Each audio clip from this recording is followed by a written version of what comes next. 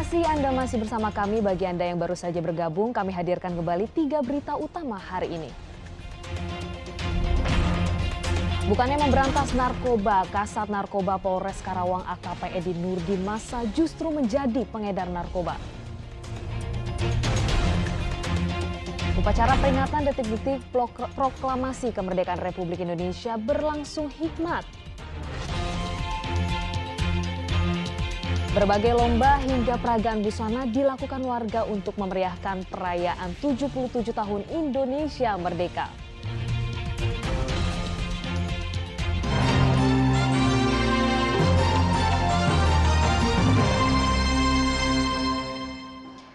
Bulan Agustus diwarnai banyak peristiwa bersejarah. Selain kemerdekaan, bulan Agustus juga menjadi hari ulang tahun Gerakan Pramuka.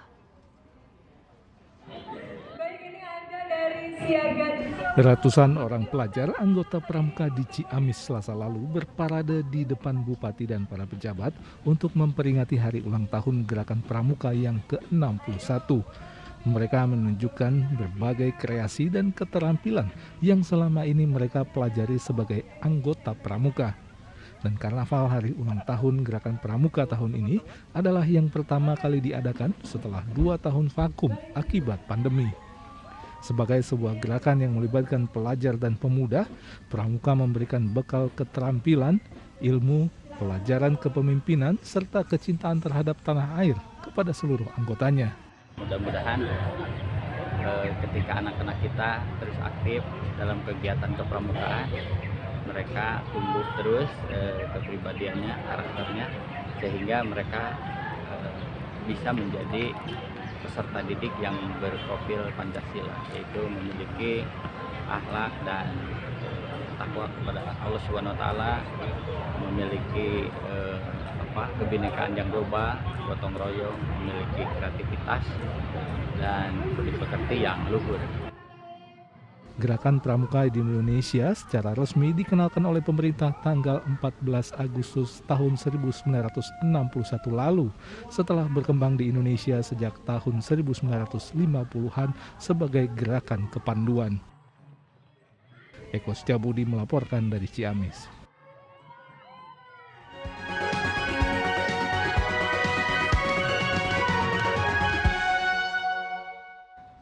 Upacara peringatan detik-detik proklamasi kemerdekaan Republik Indonesia dilakukan seluruh warga, mulai anak-anak hingga dewasa, warga biasa hingga para pejabat. Upacara pengibaran bendera merah putih memperingati Hari Kemerdekaan ke-77 Republik Indonesia Provinsi Jawa Barat diselenggarakan di halaman Gedung Sate Rabu pagi. Diikuti seluruh jajaran pemerintahan provinsi dan warga, Gubernur Ridwan Kamil mengatakan Provinsi Jawa Barat sudah tidak lagi memiliki desa tertinggal dan sangat tertinggal. Dan saya laporkan kepada seluruh masyarakat, di 2018 masih terdapat sekitar 1000-an desa tertinggal dan sangat tertinggal. Di tahun 2022 ini sekarang sudah 0, tidak ada lagi status desa sangat tertinggal dan desa tertinggal di Jawa Barat.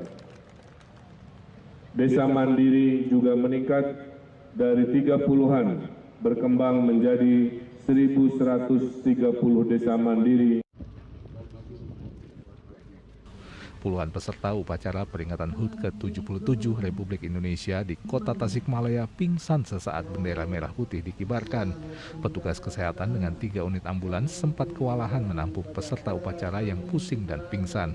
Sebagian besar mereka adalah pelajar yang tidak sarapan sebelum mengikuti upacara. Sedang di luar gerbang lapangan upacara, banyak PNS yang datang terlambat dan memilih berteduh di bawah pohon rindang. Mereka baru mulai masuk saat upacara hampir selesai. Masih dari Tasikmalaya, peringatan Hari Kemerdekaan juga bukan hanya milik orang dewasa.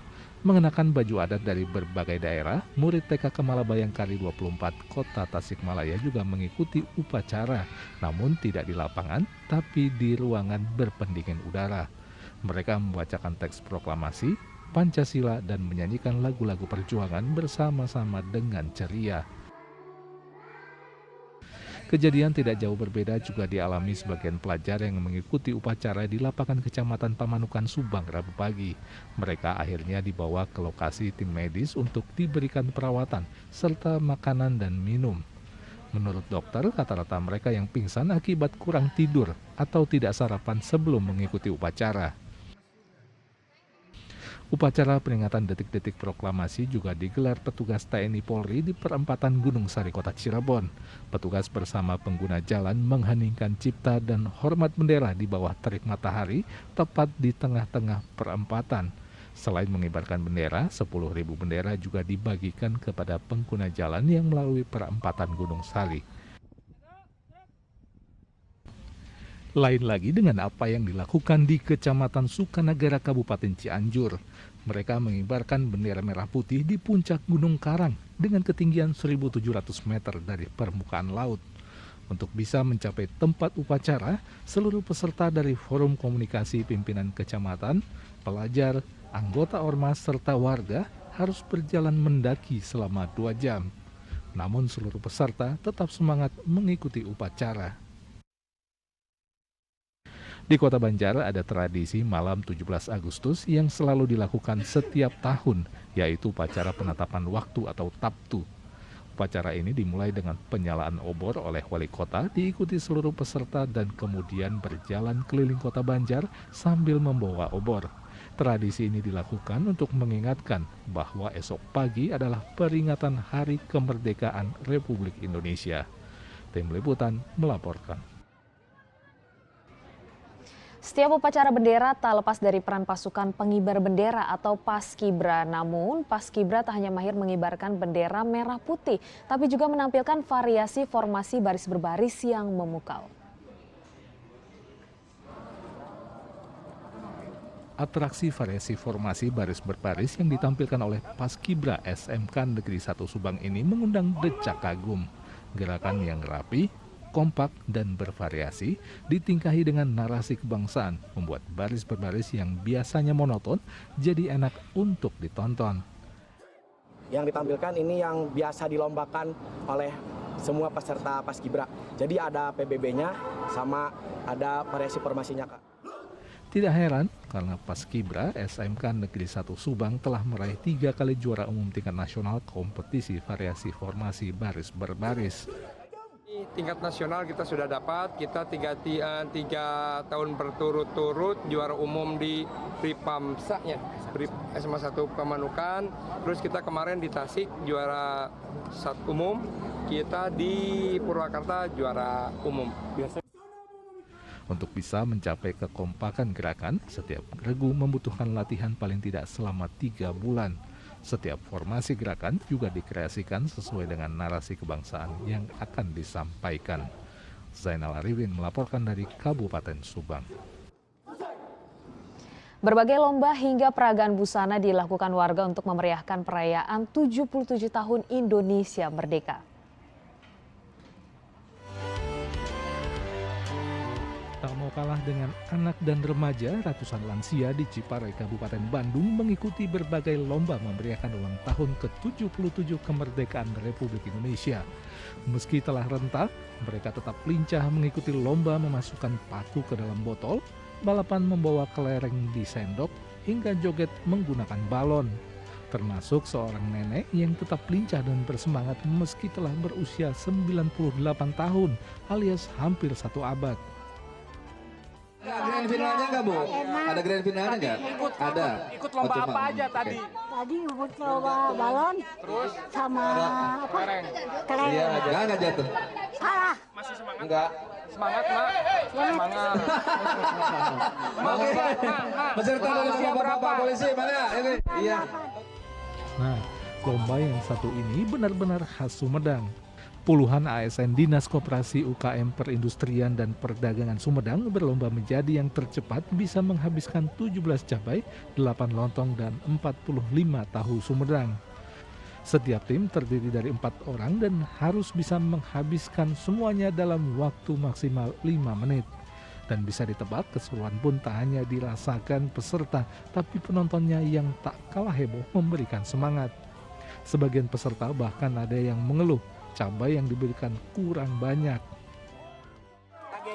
Gimana tadi rasanya, Pak? Wah, pokoknya bang ngebut aja lah. Walaupun serak juga, tahunnya panas, sama kalau cengeknya, cabai rawitnya kurang.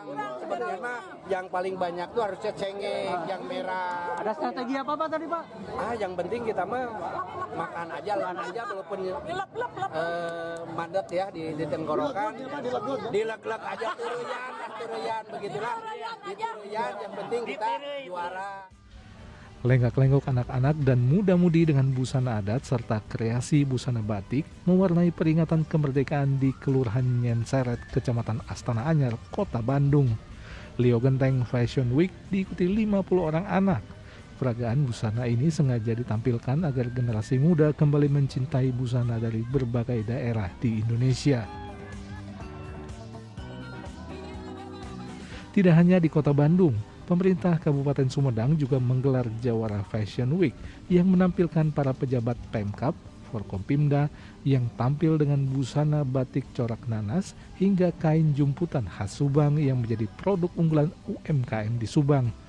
Peringatan kemerdekaan kali ini digunakan untuk mempromosikan busana batik khas Subang. Tim Liputan melaporkan. Perayaan HUT ke-77 RI tak hanya diwarnai keriaan. Di kawasan wisata Lembang, Bandung Barat, Karnaval Kemerdekaan mengakibatkan kemacetan parah hingga sepanjang 7 km. Ribuan kendaraan Selasa lalu berhenti terjebak kemacetan parah di kawasan wisata Lembang, terutama di pusat kota alun-alun Lembang.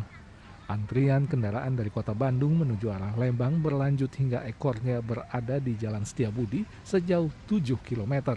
Kemacetan parah hampir di seluruh titik ruas jalan ini diakibatkan adanya Karnaval Kemerdekaan dalam memeriahkan HUT ke-77 RI. Karnaval ini membuat peserta dan ribuan warga tumpah ruah turun ke jalan. Bahkan sebagian ruas jalan utama tertutup oleh kerumunan warga. Memang jumlah warga yang hadir mencapai ribuan kemarin kelihatannya? Kurang lebih demikian, karena warga Lembang sendiri terdiri dari 16 desa.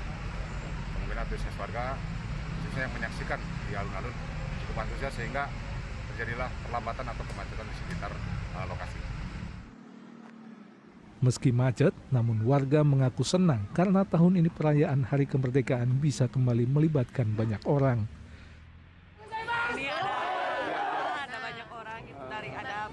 Dari SMP juga, gitu. Ada perwakilan dari sekolah-sekolah ikut memeriahkan acara ini juga, mengikuti partisipasi mungkin ya. Seru nggak teh? Seru banget, karena kan kalau udah 2 tahun ya.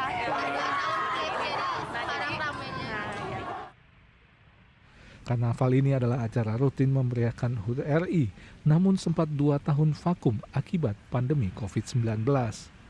Dan saat pemerintah melonggarkan pembatasan kegiatan masyarakat, warga pun seluruhnya tumpah ruah ke jalan. Muhammad Abbas melaporkan dari Bandung Barat.